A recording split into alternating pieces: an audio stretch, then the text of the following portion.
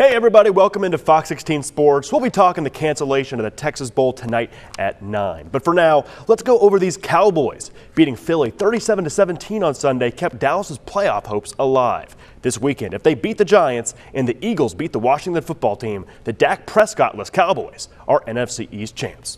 Joining us now is Mickey Spagnola from the Star. Now, Mickey, let's go over this three-game win streak, all against teams with losing records: Cincinnati, San Francisco, and Philadelphia. But in recent weeks, these teams got huge wins over playoff teams. Bengals over the Steelers, Niners over the Cardinals, Eagles over the Saints. So what has changed in Dallas to make this string of wins possible, going from 3-9 to 6-9?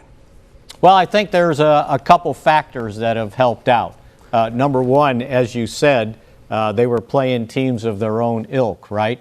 Number two, boy, when you get 10 takeaways in 3 games and you only have 1 giveaway, you ought to win ball games. Now, the question is, why all of a sudden?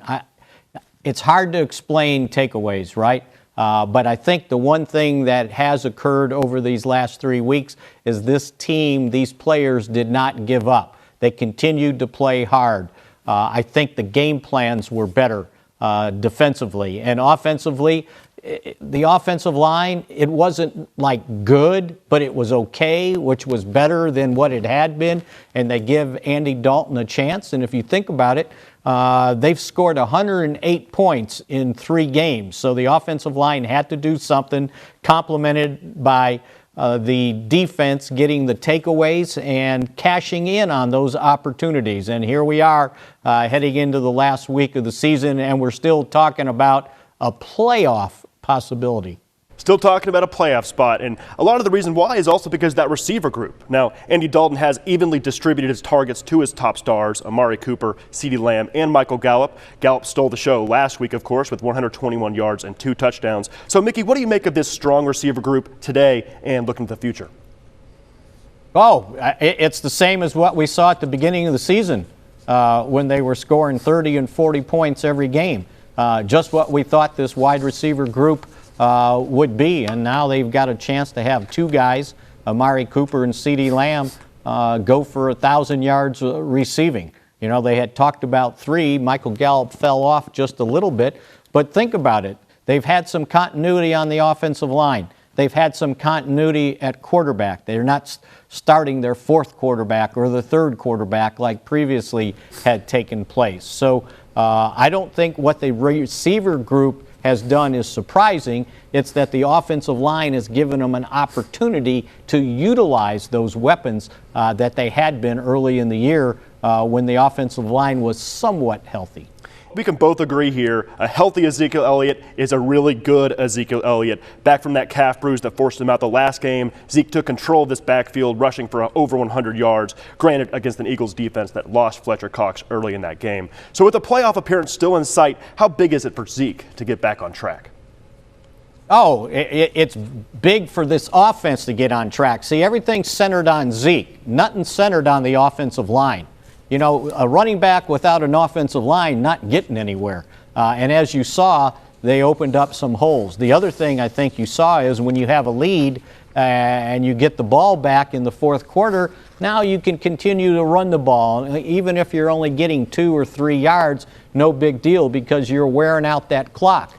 It's not like you're having to play catch-up the way they were early and in the middle of the season. So Zeke has always been Zeke. I think I agree with you that he's certainly feeling healthier.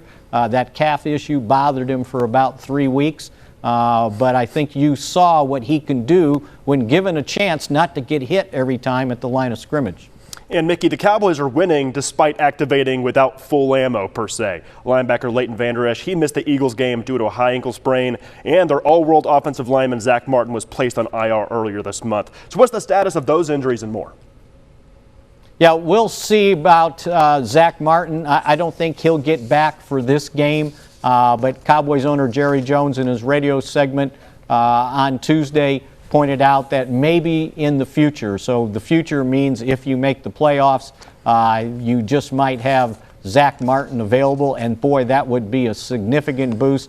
As for Leighton Vander Esch, it's going to be a couple weeks. When you have a high ankle sprain, those things are usually 3-4 weeks at the least. So they're going to have to make do without him. But I think you saw the experience and the leadership of Sean Lee taking place in his place, by the way, on the field, and then using Joe Thomas also on their nickel defense. Yeah, I'm sure Dallas definitely hopes to get those guys back eventually, and if it is for the playoffs, then they'll take it. Now, it is a make-or-break week for the Cowboys. They can't impact the outcome of that Philly-Washington game, and the Eagles' win would, of course, open the door for a playoff spot for the Cowboys. But they can focus on the game ahead here against New York. Mickey, what do you think are the keys for this week inside that Cowboys facility to really still have a shot to make the playoffs?